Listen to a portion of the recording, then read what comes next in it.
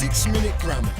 From bbclearningenglish.com. Hello and welcome to 6-Minute Grammar with me, Catherine. And me, Finn. Hello. And today we're talking about 6 different ways of talking about the future, like will and be going to. And we can also use the present simple and continuous tenses. And we're going to share a couple of other ways as well. That's right, and as usual, there'll be a quiz at the end to test what you've learned. So let's get started.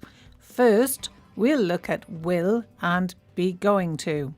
They're both very common, and a lot of the time they're used in a similar way to talk about predictions, but not always. So let's hear an example of be going to. And Finn, a question for you. Okay. What's for dinner tonight? I'm going to cook my favourite meal. I know what that is. That's curry. It is, always. I've got all the ingredients already.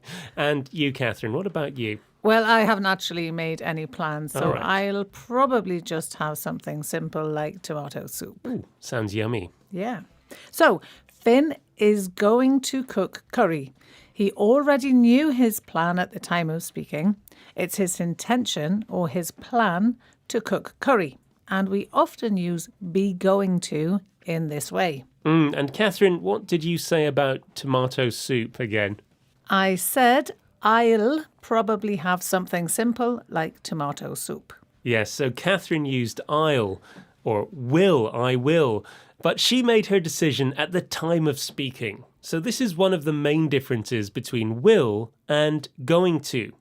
Okay, so we have 4 more ways of talking about the future to look at. We do, and we have to talk some more about your curry, Finn, at Okay. this point. So are you eating alone? No, I'm eating with a couple of friends. Aha. Now, this time, my question and Finn's answer are both in the present continuous, but we're using the present continuous to talk about the future.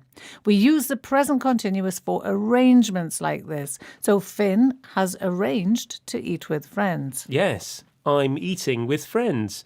And we could also use be going to for this as well, but not will. So I could say, I'm going to eat with a couple of friends. So that's 3 ways.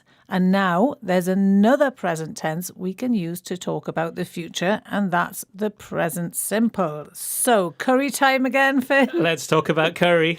When are your friends coming to dinner? Well, my friends are passing through London on a very tight schedule.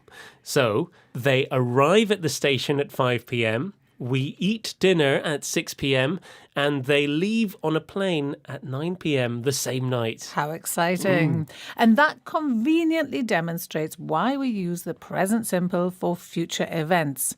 We use it to talk about timetables. Your friends arrive at the station at 5 p.m, we eat dinner at 6 p.m, and they leave on a plane at 9 p.m. the same night.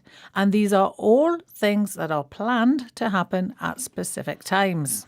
Right, now, Catherine, it's your turn to use our next form, be about to talk about your dinner plans, okay? Yes, and I'm about to say something about tomato soup. You're about to. Yes. Okay, very good, very clever. Yes.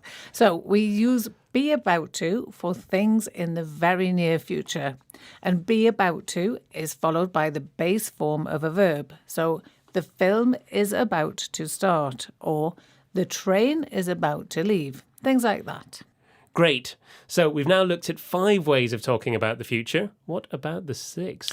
Well, the 6th way isn't actually a tense. It's not even a phrase. It's just a group of normal everyday verbs. And now it's time to bring in Callum, who's been waiting patiently.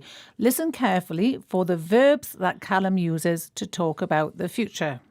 I plan to do evening classes in coding. I aim to finish all the preparation by 8 p.m. Wang Chun intends to move to Berlin.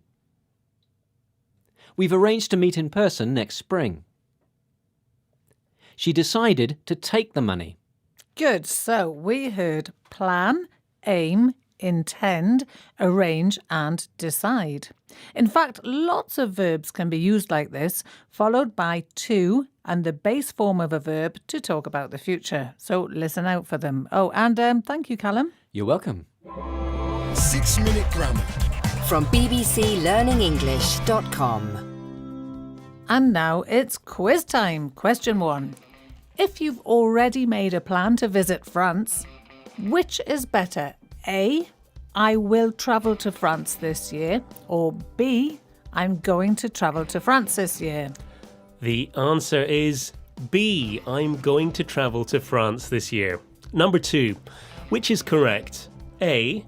We're about to get married next summer. Or B. We plan to get married next summer. And the correct answer is B. We plan to get married next summer. And that's the end of the quiz. Well done if you got all those right. Well done indeed, and that's also the end of the show. There's more about this on our website at bbclearningenglish.com. Join us again for more 6-minute grammar. Bye. 6-minute grammar. From the BBC.